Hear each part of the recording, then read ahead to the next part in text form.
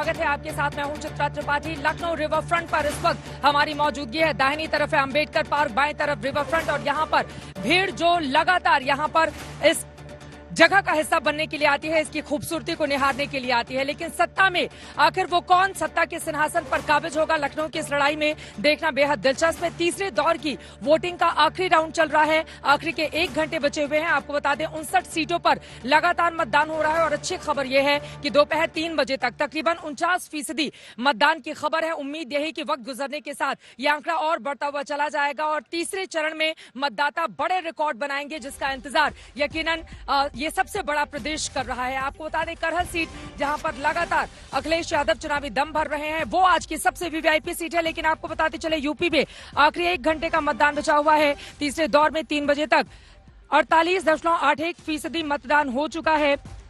हाथरस में 50% से ऊपर मतदान का आंकड़ा जा चुका है, जबकि मैनपुरी में दोपहर 3 बजे तक 52% मतदान हुआ है। 52.5%, 52.44%। एटा में 53%, मैनपुरी से भी ज्यादा 53.23%। तो कन्नौज में 50.23% मतदान। यूपी में 49 सीटों पर वोटिंग लगातार जारी और ये अपने आप में बेहद दिलचस्प, जिस तरह से आंकड़े लगातार बढ़ते हुए चले जा रहे हैं। हाथरस में 50% से ज्यादा, फिरोजाबाद में 51% से ज्यादा, मैनपुरी में 52% से ज्यादा, कासगंज में 50% से ज्यादा, एटा में 53% से ज्यादा, कन्नौज में 50% से ज्यादा, झांसी में 48.52%, कानपुर देहात में 47.13% और कानपुर नगर में 41.15% मतदान अब तक हो चुका है। फर्रुखाबाद में 46.19% मतदान हुआ है। औरैया में 48.30% मतदान की बड़ी खबर है।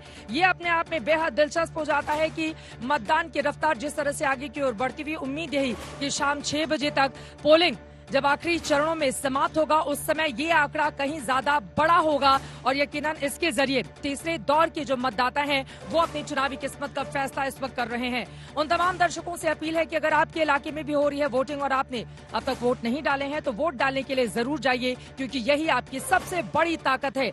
तीसरे दौर का आज का ये जो मतदान है वो स्पष्ट कर देगा कि हवा उत्तर प्रदेश की आखिर कहां बह रही है। इसी वजह से हर एक पार्टियों ने पूरा जोर लगाकर रखा हुआ है। लेकिन इन सब के बीच हरदोई की रैली में प्रधानमंत्री नरेंद्र मोदी ने जिस तरह से आतंकवादी हमलों को लेकर साइकिल पर एक बयान दिया है, उसने यकीनन उत्तर प्रदेश की सियासत को गरमा दिया है। बड़ी जानकारी आपको दे दें, हरदोई की रैली में पीएम ने पुराने आतंकी घटना का जिक्र किया है। उन्होंने कहा कि सीरियल धमाकों में साइकिल का इस्तेमाल होता था, इसका क्या मतलब समझा जाए। उन्होंने इशारों में बोला, लेकिन इसका मतलब और मकसद क्या है इस बात को अच्छी तरीके से समझा जा सकता है। स्वार्थ के लिए देश को दांव पर लगा देते हैं लोग। प्रधानमंत्री नरेंद्र मोदी इस बात का जिक्र करते हुए नजर आए। इसके साथ ही उन्होंने आतंकवाद का जिक्र करते हुए साइकिल को किस तरह से जोड़ा है। आपको बता दें साइकिल जो चुनाव चिन्ह है समाजवादी पार्टी का, हालांकि सीधे तौर पर उन्होंने सपा का नाम तो नहीं लिया, लेकिन साइकिल को लेकर किस तरह से हमला बोला गया हरदोई की रैली में प्रधानमंत्री नरेंद्र मोदी की ओर से, सुनिए। क्योंकि कुछ राजनीतिक दल ऐसे ही आतंकवादियों के प्रति मेहरबान रहे हैं। ये राजनीतिक दल वोट बैंक के स्वार्थ में आतंकवाद को लेकर नरमी बरतते रहे हैं। ये देश की सुरक्षा के लिए बहुत खतरे की बात है। इसलिए हर देशवासी को इसके बारे में जानना जरूर चाहिए। साइकिल पे बम रखे हुए थे और जहां लोग सब्जी वगैरह खरीदने के लिए आते हैं वहीं साइकिल पार्क करके चले गए थे और एक समय चारों तरफ ये साइकिलों पर रखे हुए बम धमाके फूटे। मैं हैरान हूं, ये साइकिल को उन्होंने क्यों पसंद किया। हमें ऐसे लोगों से, ऐसे राजनीतिक दलों से हमेशा सतर्क रहना है। समाजवादी पार्टी और कांग्रेस के नेताओं का रवैया और भी खतरनाक रहा है। ये लोग ओसामा जैसे आतंकवादी को जी कहकर बुलाते हैं। ये लोग बाटला हाउस एनकाउंटर में आतंकवादियों के सफाए पर आंसू बहाते हैं।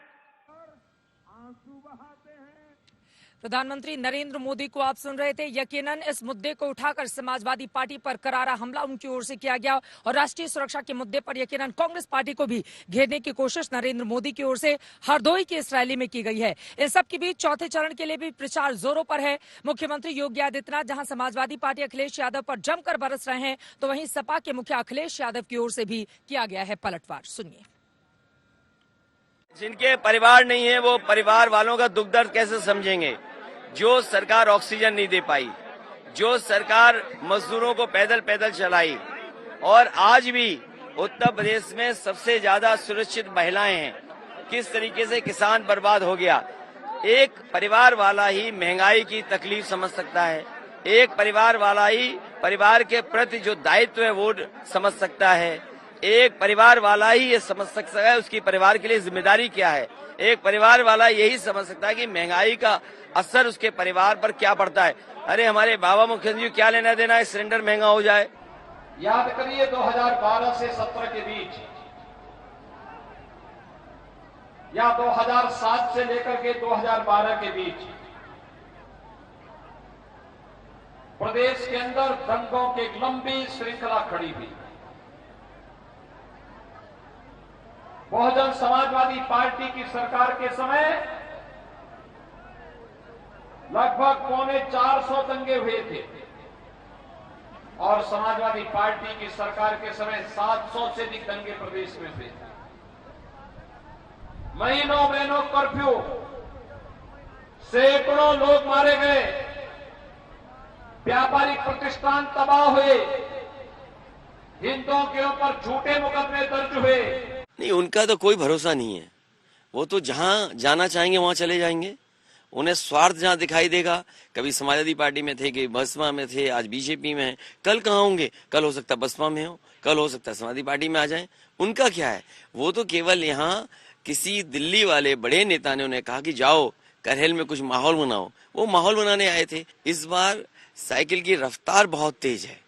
इस बार पता नहीं भारतीय जनता पार्टी कहां पहुंच जाएगी। मुझे लगता है भारतीय जनता पार्टी जहां से शुरू की थी 47 सीट से 325 आए थे, ये दोबारा 47 पर पहुंच जाएंगे। लोगों ने ये चुनाव अपने हाथ में ले लिया है, अब मेरे हाथ से निकल गया है। लोगों ने कहा ये सब एसपी सिंह बघेल बन गए हैं, क्योंकि वो कहते हैं हम बारूद तो थे, तोप नहीं मिली थी, तो तोप मिल गई है। तो तोप कुछ नहीं होती, लोहा होती है, वो दिशा और दशा तय करती है। तो निशाना बिल्कुल सही लग रहा है। कमजोर सीट पर 3 बार जाया जाता है और मजबूत सीट पर जाया ही नहीं जाता। फिर आपको ये टिकट किसी ने दी नहीं है, आपने पिक एंड चूज किया, तो इतना परेशान क्यों है? घर के 6 लोगों से यहाँ क्यों वोट मंगवा रहे हो? तीसरे दौर की लड़ाई किन किन मुद्दों पर आई, लगातार आप आज तक पर आज दिन भर देख रहे हैं। लेकिन चूंकि इस समय लखनऊ की शाम होने वाली है और यकीनन अवध की ये शाम अपने आप में बहुत कुछ बयां करती है। लखनऊ की लड़ाई में सत्तासीन कौन होगा, गद्दी पर कौन बैठेगा, इसी को लेकर दावे प्रतिदावे के बीच प्रधानमंत्री नरेंद्र मोदी की ओर से जो बड़ा हमला किया गया है समाजवादी पार्टी पर, साइकिल को आतंकवादी, हालांकि डायरेक्ट तरीके से उनकी ओर से जोड़ा नहीं गया, लेकिन इसको लेकर पलटवार भी शिवपाल यादव की ओर से कहा गया है और कहा गया है कि बीजेपी के नेता झूठ बोलने के आदी हैं। फिलहाल इसी पर चर्चा करेंगे। खास मेहमान जुड़ चुके हैं, उनका परिचय आपसे करवा देती हूं। मनीष शुक्ला भारतीय जनता पार्टी के आप प्रवक्ता हैं, हमारे साथ मंच पर मौजूद हैं। सुरेंद्र राजपूत जी कांग्रेस पार्टी के प्रवक्ता इस वक्त हमारे साथ जुड़ चुके हैं। Faizan Khan spokes person BSP के हमारे साथ मौजूद हैं। शरद प्रधान जी वरिष्ठ पत्रकार, आप भी हमारे साथ जुड़ चुके हैं। अभिषेक सुधीर थोड़ी देर में समाजवादी पार्टी के सपोर्टर भी हमारे साथ मौजूद होंगे। लेकिन सबसे पहले मनीष शुक्ला जी आपसे ही शुरुआत करते हुए, चूंकि प्रधानमंत्री नरेंद्र मोदी ने जिस तरह से आतंकवादी हमला जो अहमदाबाद में हुआ था उसको साइकिल से जोड़ा और सीरियल ब्लास्ट पर भी तमाम तंज कसे, इस पर शिवपाल यादव की ओर से आज तक से बातचीत करते हुए ये कहा गया है कि दरअसल बीजेपी के नेताओं को गलत बयानी करने की, झूठ बोलने की आदत है। क्या होगा इस पर जवाब आपका? देखिए चित्रा जी, शिवपाल यादव से लेकर अखिलेश यादव को पलटवार नहीं करना चाहिए, बल्कि सफाई देनी चाहिए कि 2008 का जो मोहम्मद सैफ है जिसे मृत्युदंड मिला है, उसके पिताजी के साथ अपने मुख्यमंत्री के आवास में अखिलेश यादव जी क्या कर रहे थे। और ये कोई पहली घटना नहीं है। पहले जब मुख्यमंत्री थे अखिलेश यादव तो आतंकवादियों को छोड़ने की पैरवी कर चुके थे। कौन से आतंकवादी? लखनऊ के कचहरी बम विस्फोट, वाराणसी के कचहरी बम विस्फोट और अयोध्या के कचहरी बम विस्फोट के जो 15 आतंकवादी थे उनको छोड़ने की पैरवी करते थे और कागज पे क्या लिखते थे चित्रा जी, सबसे महत्वपूर्ण है, उन्होंने लिखा कि सांप्रदायिक सद्भाव बना रहे इसके लिए आतंकवादियों को छोड़ दिया जाए। और वो जो आतंकवादी थे इंडियन मुजाहिदीन के, उन्होंने इन 3 घटनाओं के अलावा 5 और घटनाओं की जिम्मेदारी ली थी। तो ऐसा कौन सा सांप्रदायिक सद्भाव है जो आतंकवादियों को छोड़ने से ठीक है। सुरेंद्र राजपूत जी, प्रधानमंत्री नरेंद्र मोदी ने यह भी कहा कि यूपी में सट्टा और कट्टा से मुक्ति मिल गई है और बीजेपी की फिर से सरकार बनवाइए, यहाँ पर चारों तरफ खुशहाली ही खुशहाली होगी, कमल खिलाइए, प्रदेश का विकास होगा। क्या है इस पर जवाब आपका? चित्रा जी, लखनऊ में स्वागत आपका फिर से। देखिए, प्रधानमंत्री जी, अब तक बाकी सारे नेता हताशा और निराशा में बोलते थे, लेकिन आज पहली बार लगा कि प्रधानमंत्री जी को पता चल गया कि उनका डब्बा गोल हो गया है, बत्ती गुल हो गई है। जैसे उन लोगों ने ये बगल में बाबा साहब अम्बेडकर उद्यान की बत्ती गुल कर दी, रिवर फ्रंट की बत्ती गुल कर दी, ऐसे ही जनता ने इनकी बत्ती गुल कर दी है। तभी वो हताशा और निराशा में उल्टी सीधी बातें बोल रहे हैं, कह रहे हैं कि साहब फलाना रो रहा था, साइकिल ऐसी थी। तो मैं प्रधानमंत्री से पूछना चाह रहा हूं कि प्रधानमंत्री जी, आप हाथ से खाना खाते हैं या कहीं और से खाना खाते हैं? अगर हाथ से आप खाना खाते हैं तो कांग्रेस का चुनाव चिन्ह है वो। आप क्या कांग्रेस की वो करते हैं, बड़ाई करते हैं? इस तरीके की भाषा मत इस्तेमाल कीजिए, भाषा इस्तेमाल कीजिए असलियत के मुद्दों की। बताइए 70 लाख रोजगार कहाँ है? अब भात से आदमी खाना खाएगा तो क्या वो चुनाव प्रचार कर रहा है कांग्रेस पार्टी का? देखिए, कांग्रेस को अगर आपने खड़ा किया है कि समाजवादी पार्टी का जवाब दे, पहले तो इनको ये बताना चाहिए कि इनकी बत्ती कहाँ कहाँ जल रही है, कितने सीटों पे इनकी बत्ती जल रही है बताएं। करहल में तो उन्होंने सरेंडर कर ही दिया है। 1-2 जगहों पे साइकिल के सहारे है, इसलिए उनका जवाब दे रहे हैं। इनको अपनी बत्ती बताएं कि 403 सीटों पे कितनी जगह बत्ती इनकी लाल होगी, कितनी जगह हरी होगी। मैं उस पे आता हूं। देखिए, प्रधानमंत्री जी ने साफ कहा है, मेरा इस मंच से अखिलेश यादव से सवाल है कि वो सफाई दें कि क्यों 2012 से 17 के बीच आतंकवादियों को छोड़ते थे। सैफ के पिता सादाब उनके साथ क्या कर रहे थे? और देखिए चित्रा जी, एक बात कहना जरूरी है कि उत्तर प्रदेश में, किसी भी देशों प्रदेश में विकास तभी ठीक हो सकता है जब कानून व्यवस्था ठीक हो और आतंकवाद की घटनाओं पर रोक लगे। और जो लोग शामिल रहे हैं, जहां चुनाव हो रहा है 16 जिलों की 59 सीटों पर, यहाँ 6 बजे के बाद महिलाएं और लड़कियां निकला नहीं करती थी। जल्दी से सुरेंद्र राजपूत जी, उसके बाद में हमारे साथ जुड़ चुके अभिषेक सुधीर। हाँ, नहीं आ चुके हैं अभिषेक सुधीर, सभा का जवाब वो देंगे, लेकिन हम तो जनता का जवाब देंगे मनीष जी। और ये रहा जनता का जवाब। भारतीय जनता पार्टी की ये रही चित्रा जी सांप्रदायिक सोच। ये आपके क्या दिखा रहे हैं आप? अगर आप चाहें तो गुजरात बीजेपी ने एक ट्वीट किया है और ये है इनका सबका साथ, सबका विश्वास, सबका विकास। ये है इनकी सांप्रदायिक सोच का नमूना। इस तरीके से ये लोग चुनाव लड़ना चाहते हैं, ये इनकी चुनाव लड़ने का तरीका है और आप इस चीज को देख लीजिए। वो नजर नहीं आ रहा है, आप बताइए ना क्या है? मोबाइल में दिखाई नहीं दे रहा है अभी, अब क्या है उसमें, क्या बताना चाह रहे हैं? मैं बता देता जैसे कांग्रेस नहीं दिख रही है, जो है वो ये रहा। इसमें बाकायदा एक 38 टोपी वालों को फांसी पे लटका करके ये लोग उत्तर प्रदेश में चुनाव लड़ना चाहते हैं। अरे वो आतंकवादी है, टोपी वाले नहीं है। आप ये इनका वो है। ये कांग्रेस नहीं, ये तो अब आतंकवाद पे आप साथ देंगे और मैं बीच में नहीं बोलूंगा। ये तो अन्याय होगा प्रदेश और देश के साथ। भारतीय जनता वो टोपी वाले नहीं है। और आप एक धर्म को लांछित मत करिए। कांग्रेस एक धर्म को लांछित कर रही है, गंदी सोच। उनको मृत्युदंड भाजपा की नंगी और गंदी सोच। राजनीति के लिए आतंकवादियों की फोटो दिखा रहे हैं। आतंकवादी हैं जिसकी फोटो आप दिखा रहे हैं। हाँ। मृत्युदंड हो चुकी है, उन्हें अदालत ने आदेश दिया है, फांसी की सजा हो चुकी है। ये कांग्रेस की सोच देखिए। आतंकवादी है, भैया वोट मांगो, मिलनी चाहिए। आप एक धर्म को लांछित क्यों करते हो? जिनको फांसी मिलनी चाहिए, लेकिन एक धर्म को लांछित करके प्रधानमंत्री के गृह क्षेत्र से, प्रधानमंत्री जी, मुझे उम्मीद नहीं थी आपसे, जिस तरीके से उम्मीद नहीं थी कांग्रेस से, अपनी नंगी और गंदी और दंगाई सोच का परिचय दिया है। ठीक है, जरा इधर भी मैं आपके पास आऊंगी अभिषेक सुधीर जी, लेकिन जरा इधर भी एक टिप्पणी ले लेते हैं। फैजान, सबसे पहले आपके पास आते हुए, क्योंकि आखिर दौर की ये वोटिंग चल रही है, एक तरफ प्रधानमंत्री नरेंद्र मोदी हरदोई में और दूसरे प्रदेश के हिस्सों में गरज रहे हैं, ठीक है, वहीं दूसरी तरफ बीएसपी की भी कोशिश है सेंधमारी करने की। हालांकि सुपड़ा साफ हो गया था इन तमाम इलाकों में बीएसपी का 2017 में, लेकिन मौजूदा वक्त में अपनी स्थिति को आप कहां पर पा रहे हैं, जल्दी से बताएं। चित्रा जी, देखिए, सबसे पहले आपके और आपके दर्शकों को मैं ये कह दूं कि तीसरे दौर का चुनाव चल रहा है, सब लोग मतदान करें, अभी समय बाकी है। दूसरी बात, बहुजन समाज पार्टी पूर्ण बहुमत की सरकार बनाने जा रही है। ये भारतीय जनता पार्टी और समाजवादी पार्टी के चक्कर में लोग ना पड़े। इसका मैं सीधा उदाहरण दूंगा। ये बात सत्य है कि अखिलेश यादव जी जब से राष्ट्रीय अध्यक्ष बने हैं, साइकिल आतंकवाद से तो जुड़ी गया है, लेकिन ताजुब की बात यह है चित्रा जी कि जिस साइकिल को भारतीय जनता पार्टी दूरबीन से देख के आतंकवादी बता रही है, वो अपने थार जीप को नहीं देख पा रही है।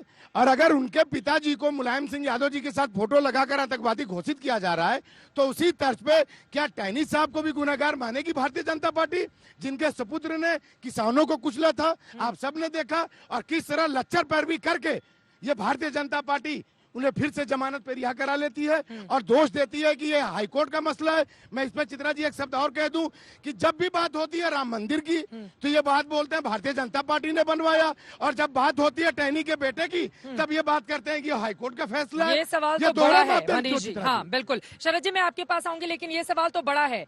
कोर्ट के अलग अलग निर्णयों को आप अपनी सुविधा के हिसाब से जोड़कर लोगों के बीच बताने चले जाते हैं।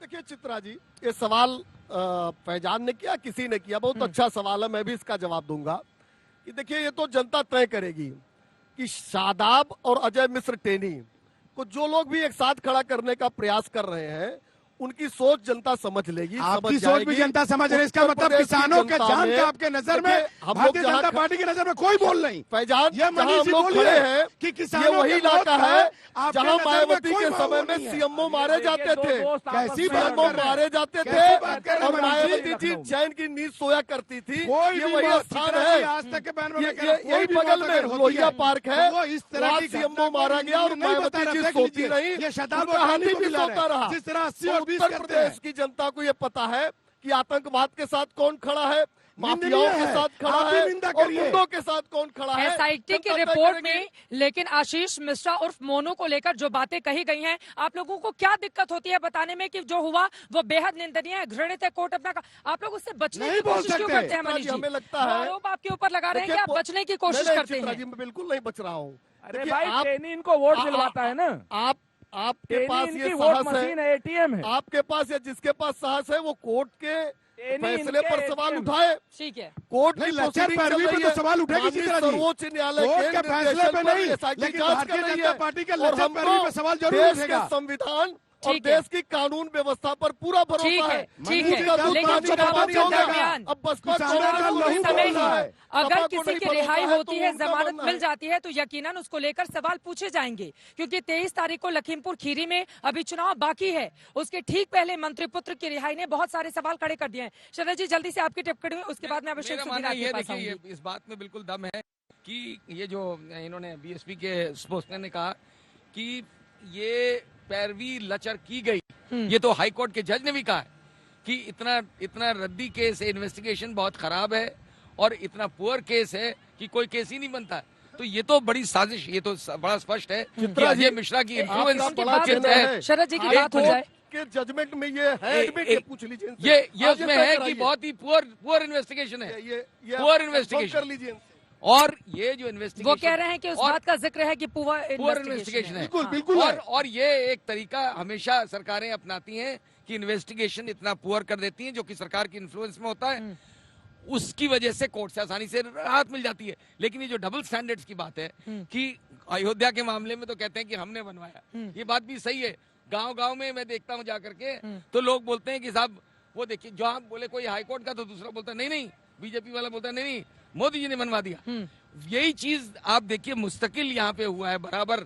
योगी आदित्यनाथ के राज में ये जो बात करते हैं सुरक्षा की, महिलाओं को, जो उन्नाव में जो गैंग रेप हुआ वो महिला सुरक्षा थी, हाथरस में जो हुआ वो महिला सुरक्षा थी, लेकिन उसको क्या सर और कब किया एक्शन? हाथरस में चुनाव की वोटिंग चल रही है, और एक्शन तब हुआ जब एक्शन हुआ, जब सुप्रीम कोर्ट ने या हाई कोर्ट ने झाड़ लगाई, और उसके बाद योगी आदित्यनाथ कहे देखिए हमने तो अपने आदमी के खिलाफ। ठीक है मनीष जी सबका जवाब देंगे, लेकिन उसके पहले अभिषेक सुधीर सीधे आपके पास आते हुए, क्योंकि प्रधानमंत्री नरेंद्र मोदी ने हरदोई में जिस तरह से इनडायरेक्टली समाजवादी पार्टी को कटघरे में खड़ा किया है, पुराने केस को लेकर उनकी ओर से कहा गया कि जब ब्लास्ट होता था तो आखिर वो साइकिल पर ही क्यों होता था, इसका क्या देंगे जवाब आप अभिषेक? अच्छा, चित्रा जी, मैं पहले ये फैजान खान साहब कह रहे थे अखिलेश जी के बारे में एक व्यक्तिगत रूप पे हमला कर रहे थे। मैं पूछना चाहता हूँ 2019 में उन्होंने गठन क्यों की? और वो गाना है किशोर कुमार की गाना याद है आपको, हाथी मेरे साथी चल चल चल मेरे हाथी ओ मेरे साथी। तो हर सपा समर्थक के दिल में ये गाना था 2019 में कि चल मेरे हाथी ओ मेरे साथी। अब 2022 में हाथी किसकी साथी है तो हमें पता है, बताने की तो जरूरत नहीं है। अब प्रधानमंत्री की बात में मैं आना चाहता हूँ। प्रधानमंत्री कह रहे हैं सबको पता है। सॉरी बताइए। अच्छा ठीक है भैया, मैंने तो आपको इंटरप्ट किया, बात करने दीजिए। बोलिए, आप अपनी बात पूरी कीजिए। प्रधानमंत्री की बात पे आते हैं जी। सबसे बड़ा आतंकवादी जो है सांसद में वो बैठी है, नाम है प्रज्ञा ठाकुर। प्रज्ञा ठाकुर भी आतंकवादी है। उन्होंने बापू पे हमला किया है, उन्होंने हेमंत करकरे पे हमला किया, हेमंत करकरे को देशद्रोही कहा है। प्रधानमंत्री ने कहा कि तो उनको मैं कभी माफ नहीं करूंगा। तो निकालिए ना उनको लोकसभा, वो अभी भी लोकसभा एमपी है ना। सबसे बड़ी आतंकवादी तो प्रज्ञा ठाकुर है। सबसे बड़ी आतंकवादियों की पार्टी है तो भारतीय जनता पार्टी है, वो है आतंकवादियों की पार्टी। और ये भाजपा की गुजरात यूनिट ने जो ट्वीट किया है, जो कांग्रेस के प्रवक्ता कह रहे थे, ठीक है, और एक उनके दिल में, सांसद को उनके इस तरह सोच में से इतनी प्लीज नफरत थोड़ा है, सा, सबको पता है। हाँ चित्रा जी, हम लगातार देख रहे हैं शब्दों का मर्यादा भारतीय जनता पार्टी और समाजवादी पार्टी लगातार भूल रही है। ठीक है, ये कोई संवैधानिक बात है जिस तरह से ये सवाल कर रहे हैं? वो एक सांसद हैं, उनकी गरिमा का ध्यान थोड़ा सा रखना चाहिए। लेकिन इसी के साथ ही मनीष जी, अब देखिए वो तो सवाल पूछेंगे ही ना। चित्रा जी, जो प्रज्ञा ठाकुर के कई ऐसे बयान हैं, इवन महात्मा गांधी को लेकर भी उनका जिस तरह का बयान सामने आया है, तो उसको लेकर वो पलटवार कर रहे हैं आपको। प्रज्ञा ठाकुर वो के आप बयान उनको के बाद, आतंकवादियों से जोड़िए, वो आपके सांसदों को आतंकवादी करार देंगे। प्रज्ञा ठाकुर के बयान के बाद स्वयं प्रज्ञा ठाकुर और स्वयं प्रधानमंत्री जी ने उसके बाद क्या जवाब दिया था सबको पता है। मैं एक बात और कहना चाहता हूँ, शरद प्रधान जी ने जो कहा लचर पैरवी हुई थी, अभी मैंने ऑर्डर को पढ़ा है, कहीं वो एडमिट नहीं है। आज तक का बड़ा चैनल है और आगे इस ऑर्डर को आप भी पढ़िएगा। और ऐसे लोग कैसी बात कर रहे हैं आप? जो लोग 4 गलत महीने बयानी में करते हैं, 4 किसानों उनको को अपने कुचलने चैनल वाला पर थार आप जीप अपना का विचार बिना करिएगा, लचर पैरवी के बाहर आ जाएगा। दूसरी कमेंट किए हैं, चित्रा जी, मेरा सवाल है, हाथरस की घटना हो, नाव की घटना हो, एक सेकंड, ठीक है हाथरस की ये घटना जरूरी हो, है, इस तथ्य को जांचना जरूरी है, ठीक है। लेकिन मैं उस पर नहीं जाते हुए, सर सालों से छोटे छोटे केस में लोग जेलों के भीतर बंद हैं मनीष जी, और उनकी रिहाई नहीं हो पाती है। और किसानों की हत्या का जघन्य आरोप जिसके ऊपर लगा हो, अगर उसको लेकर आप कहेंगे कि नहीं भैया अब कोर्ट ने दे दिया, हम क्या कर सकते हैं, सर ये मासूम जवाब नहीं हो सकता है इसका। मासूम जवाब नहीं हो सकता है मनीष जी इसका। पीड़ित परिवार ने जो तहरीर दी, 4 जो किसान है वो अभी जेल में ही बंद हैं। देखिए, इसी पूरे मामले में 4 जो किसान है वो जेल में बंद है। नहीं, आप जवाब दीजिएगा, लेकिन मुझे अवसर दीजिएगा तो मैं क्लियर जाएगा करूंगा ना। मैं गई थी लखीमपुर खीरी, वहाँ के किसान, सर सुनिए ना, वहाँ के किसान आपसे सवाल पूछ रहे हैं, चूंकि 23 तारीख को वहीं पर वोटिंग है। वहाँ के किसान बोलते हैं कि मंत्री पुत्र का बेटा रिहा हो जाता है और इसी पूरे मामले में 4 किसान जेल में बंद हैं, उनकी सुनवाई भी ठीक तरीके से नहीं होती है। देखिए चित्रा जी, पीड़ित परिवार ने जो तहरीर दी थी उसको अक्षरशः एफआईआर में तब्दील किया गया। सुप्रीम कोर्ट की निगरानी में एसआईटी ने अपनी जांच की और कानूनी प्रक्रिया से कोई जमानत पाकर बाहर आता है, उनके पिता को पद पर क्यों बरकरार रखा? दोष नहीं होता। अगर आप समाजवादी पे सवाल उठा रहे हैं, बाकी पे भी सवाल उठेगा ऑर्डर को लेकर। अगर उसके पिता का फोटो आया तो आतंकवादी है, आपने भी पिता को पद पर बरकरार रखा। चित्रा जी, ये बहुत बड़ा सवाल है। दूध और पानी का पानी हो जाएगा, क्यों बरकरार रखा? पूरी घटना के बाद पीड़ित परिवार एक बार भी कहीं भी किसी भी कैमरे पर आकर पीड़ित परिवार ने नहीं कहा और हमारे साथ अन्याय हो रहा है। नहीं फैजान खान, लेकिन ये बताइए, इन्हीं की एसआईटी, जैसे आरोप लगते हैं कि सारी एजेंसियों का दुरुपयोग करती है सरकार, तो इन्हीं की एसआईटी ने आशीष के खिलाफ अब कड़े वो दस्तावेज तैयार किए और कोर्ट के भीतर दिए। इन्हीं की सरकार में इन्वेस्टिगेशन होता है, एसआईटी के अधिकारी जांच करते हैं। उन लोगों ने ही जांच करके। आपको एक बात और बताते हैं, भारतीय जनता पार्टी दोहरा मापदंड सुरेंद्र जी, एक बार जल्दी से फैजान की कोर्ट की निगरानी में नहीं काम कर रही थी। हाँ। और लचर पैरवी की जहां तक बात है, आपने सही फरमाया कि 4 किसान जो गरीब है वो जेल में बंद है उसी केस में, और इनके चूंकि इनके पिताजी को इन्होंने गृह मंत्री बरकरार रखा, पूरे देश ने कहा, आप लोगों ने भी सवाल उठाया, आखिर क्यों उनको पद पर बरकरार रखा गया? सवाल ये न्यायालय के आदेश पर अगर दूसरे के पिता का फोटो आया तो मान लिया आतंकवादी, और उनके पिता पद पर है तो सवाल नहीं उठेगा। चित्रा जी, कानून व्यवस्था अगर पूछना हो तो निश्चित रूप से उत्तर प्रदेश, पश्चिम बहुजन समाज पार्टी पे कानून मत बताइए, कानून द्वारा कानून का राज स्थापित बहुजन समाज पार्टी ने किया है।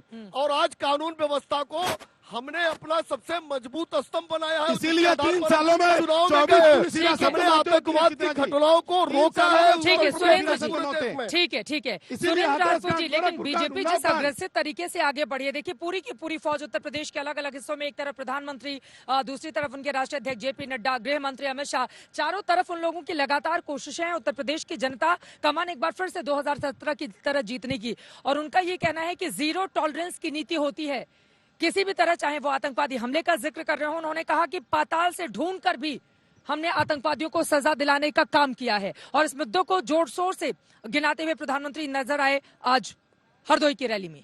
बिल्कुल सही कहा इन्होंने। पाताल से ढूंढने के लिए बगैर बुलाए बिरयानी खाने पाकिस्तान जाते हैं ना आतंकवादियों को ढूंढने के लिए, और बगैर बुलाई हाफिज सईद को जो है बाकायदा वेद प्रताप वैदिक को मिलने के लिए भेजते हैं। हाफिज सईद से ये लोग आईएसआई को बुलाते हैं पठानकोट में, आतंकवादियों को ढूंढने के लिए बुलाते हैं अपने एयरफोर्स स्टेशन पे। ये इन लोगों की आतंकवाद के प्रति जीरो टॉलरेंस की नीति है।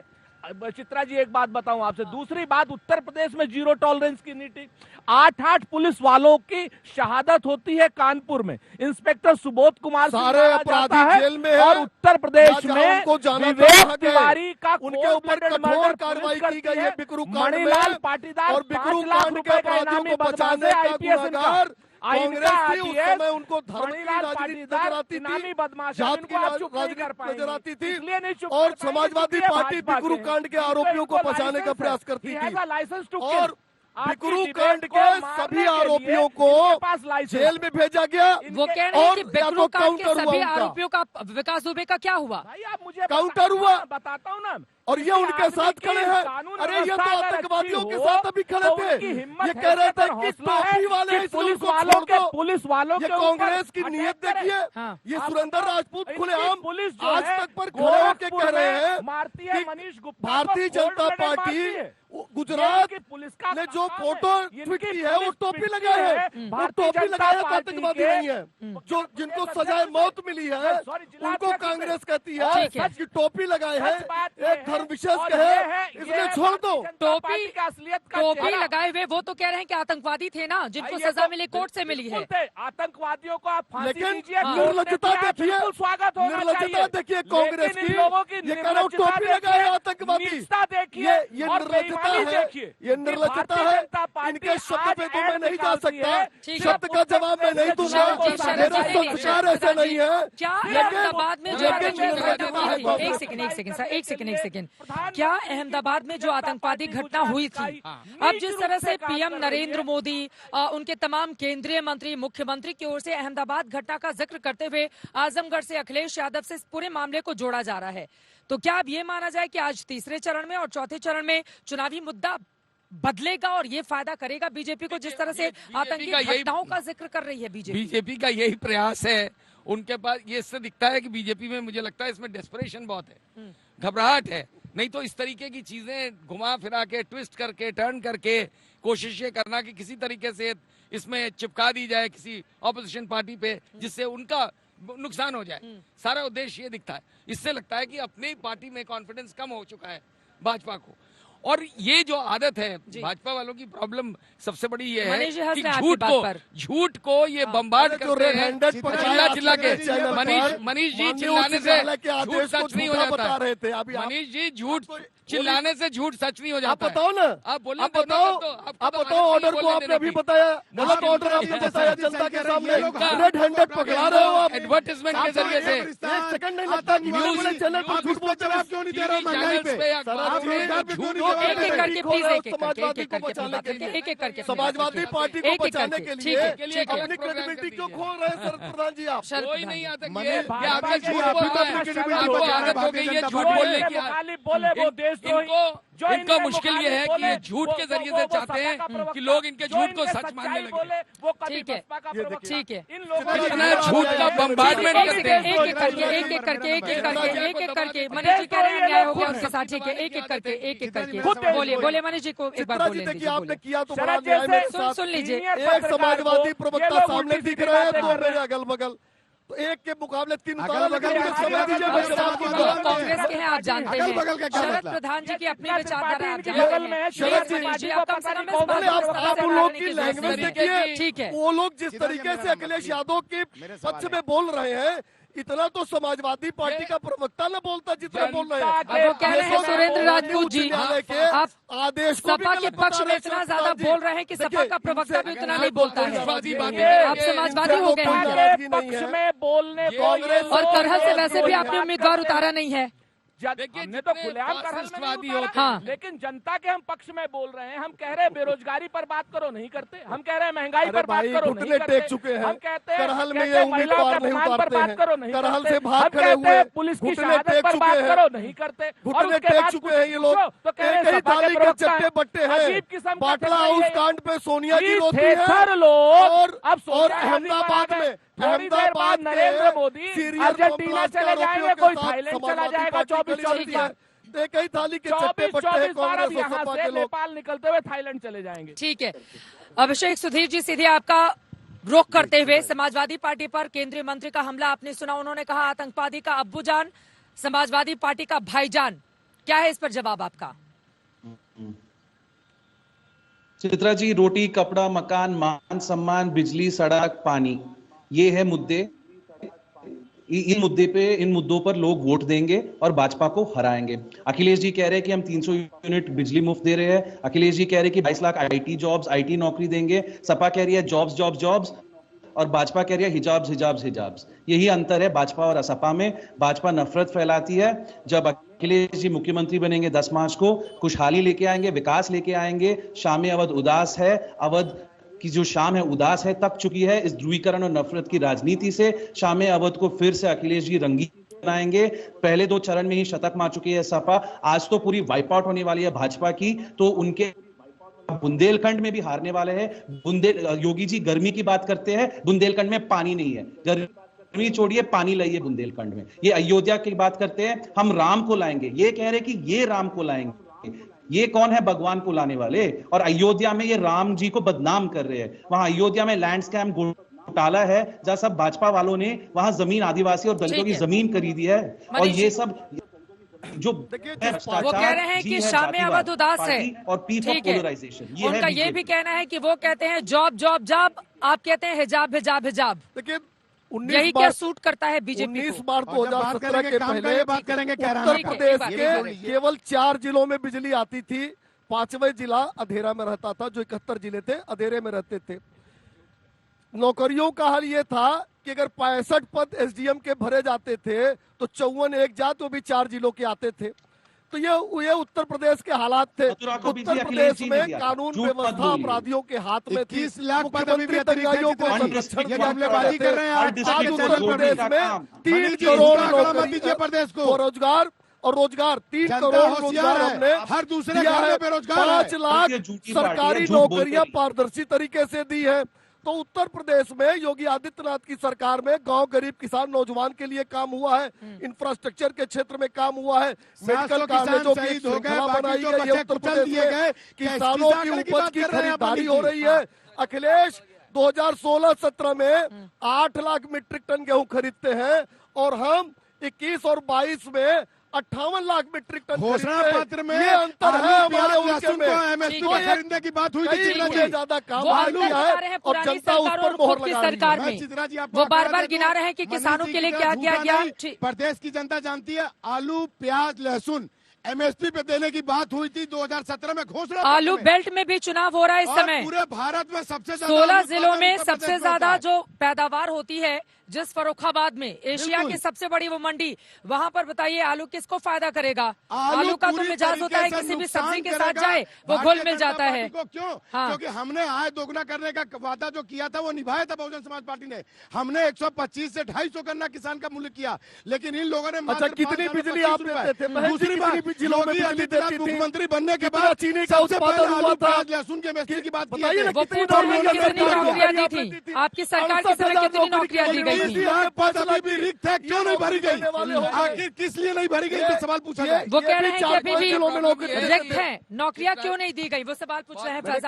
मैंने तो ब्रेकअप दे दिया।